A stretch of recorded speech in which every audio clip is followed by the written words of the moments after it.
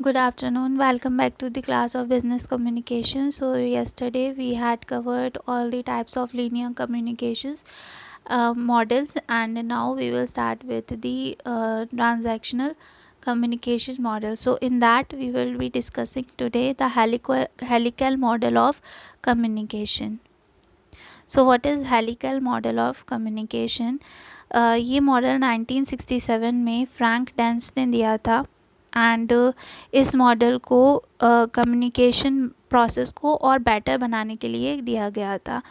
जो word helical है वो हेलिक्स वर्ड से डिराइव किया गया है, जिसका मतलब होता है object having three-dimensional shape like that of a wire wound around uniformly around a cylinder or a cone।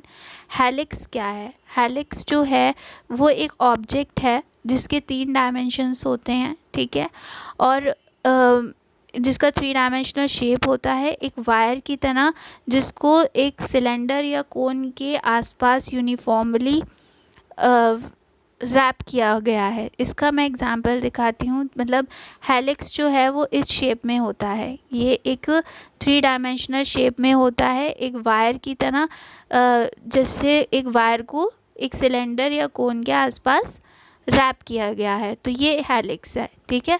तो जो हेलिकल है वो हेलिक्स वर्ड से डिराइव किया गया है, और हेलिक्स जो है वो हमारा ये जो डायग्राम है दैट इज़ हेलिक्स, ये फिगर हमारी हेलिक्स है।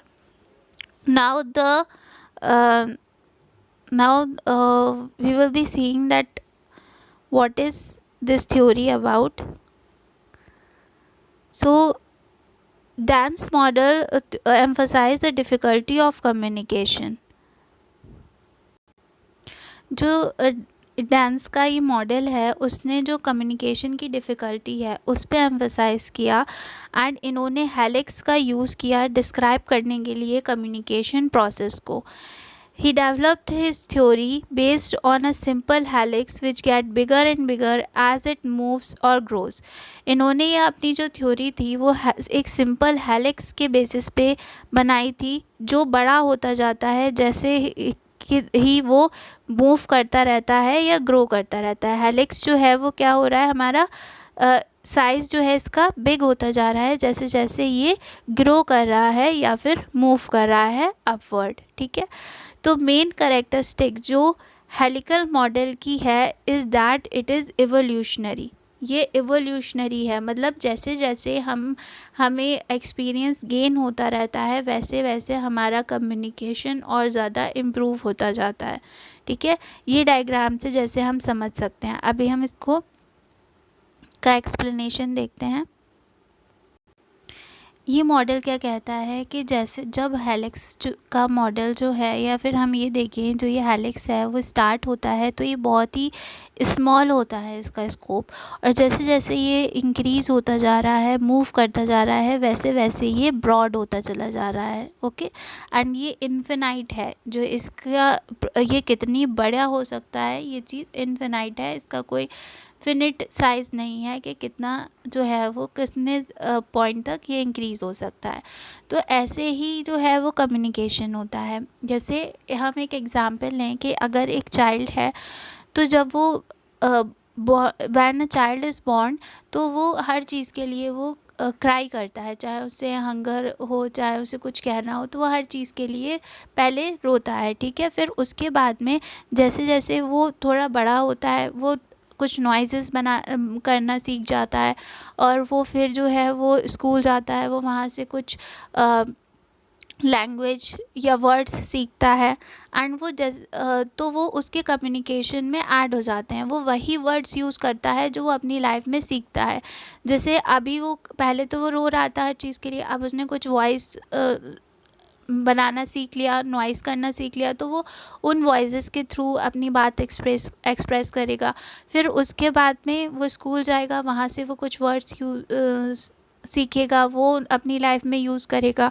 फिर और आगे जाके वो कहीं पे वर्क करेगा, वो वहाँ से नॉलेज गेन करेगा, कॉलेज लाइफ में अपनी नॉलेज गेन करेगा, फिर वो वर्क करेगा, वहाँ से नॉलेज गेन करेगा, वहाँ से वर्ड सीखेगा, वो उसकी कम्युनिकेशन में ऐड हो जाएंगे। एंड जितने लोगों से वो अपनी लाइफ में मिलेगा वो उनसे भी कुछ वर्ड्स को गेन करेगा। एंड जितना ज़्यादा मतलब वो इंटरेक्ट करेगा उतना ही ज़्यादा जो है वो उसका जो कम्युनिकेशन है वो इम्प्रूव होता जाएगा, उसकी वोकैबुलरी ऐड होती जाएगी, उसका कम्युनिकेशन और ज़्यादा इम्प्रूव होता जाएगा। सो ये जो हेलिकल मॉडल है वो यही कहता है कि जैसे जैसे एक पर्सन जितना ज़्यादा मूव करता जाता है, जितना ज़्यादा वो ग्रो करता जाता है, उतना ज़्यादा उसका जो कम्युनिकेशन का स्किल्स होती हैं वो इम्प्रूव होती जाती हैं। जितने ज़्यादा लोगों से वो इंटरेक्ट होता है, उनसे जितने वर्ड्स वो लर्न करता है, वही वर्ड्स वो अपनी लाइफ में यूज़ करता है, वो उसकी वोकैबुलरी में ऐड होते जाते हैं एंड वो उसके कम्युनिकेशन को इम्प्रूव करते जाते हैं।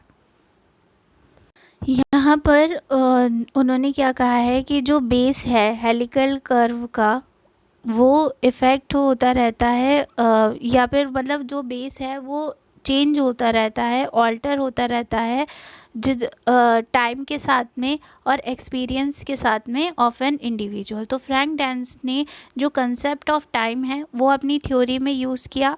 जो लाइफ टाइम एक्सपीरियंस जितने भी इश्यूज़ होते हैं एक पर्सन की लाइफ में, जितने इवेंट्स होते हैं, इंसिडेंट्स हैपन होते हैं किसी की लाइफ में, तो वो सारे जो हैं वो उसके कम्युनिकेशन को ऐड करते हैं।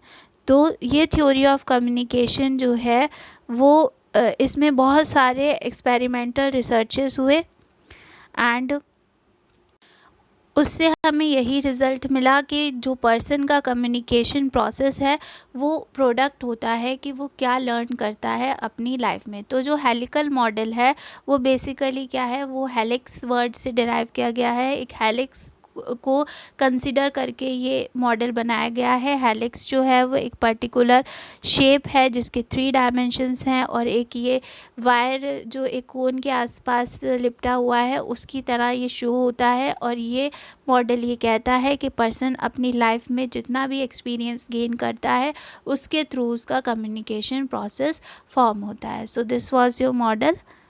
Thank you.